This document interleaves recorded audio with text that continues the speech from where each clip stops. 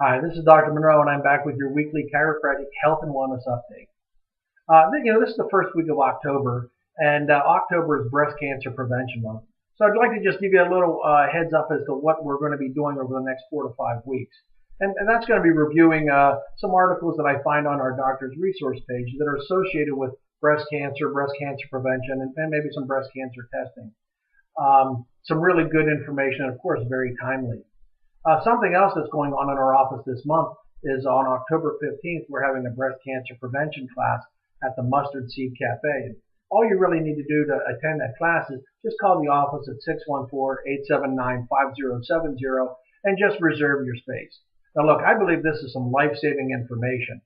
So, and you don't have to be a patient to attend this. So if you know someone who you think can benefit from this class, please share this information with them.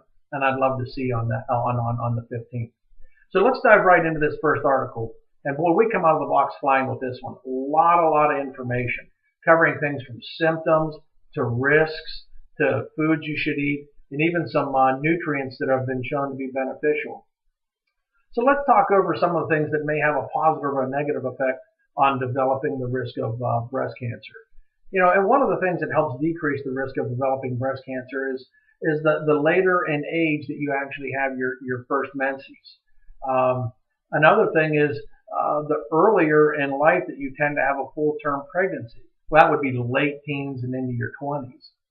Some other things that decrease the risk of developing breast cancer is eating a diet rich in whole foods, cutting out the processed foods, and making sure you're getting a lot of green cruciferous vegetables. That really helps keep the liver clean and helps work with the breakdown of extra estrogen that's floating around in your body. And of course, exercise is very beneficial, and that helps decrease the risk of developing breast cancer.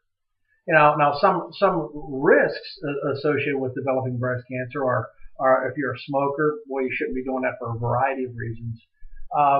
But another thing that's associated with that is your toxin exposure, whether it be household cleaning products, makeup that might have some other hormones in it. That's a real risk, and we actually talk about that in our class. So that's another risk for developing breast cancer. Another thing is an increased weight. Now, there's some people say one way or the other. That can have a risk a little bit more postmenopausal, but I would think increased weight has an issue with estrogen levels. So I would say increased weight is a risk on premenopausal and postmenopausal. Actually, the later you have a period, the later you have one in life, the greater your risk of developing breast cancer. And again, a big one, long-term oral contraceptive use tends to lead to an increased risk of developing breast cancer. Now, if you paid attention to a lot of those, boy, there's a lot of them seem to be associated with hormone levels. So, we tend to need to really keep those hormones in balance, and a lot of things we're going to talk about in that class will actually cover those areas. But other things that are going to be covered in this article are symptoms that you should be associated with. Even learning how to do a self breast exam, very, very important.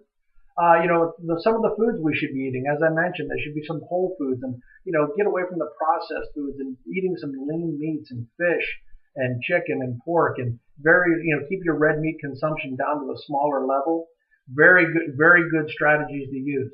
And again, there are some supplements that you should be taking. One of the best known supplements that has been shown to decrease the risk of developing breast cancer is actually vitamin D. So again, very good information that's actually in this article, and there's a lot of side links associated with that. So please make sure you click all the side links so that you can go and find out a little bit more about what we're talking about.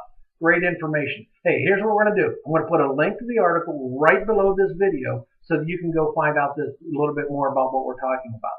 And again, I hope to see you on the 15th. Just call to reserve a space. I look forward to seeing you next week and giving you another great article as it relates to breast cancer prevention. Thank you.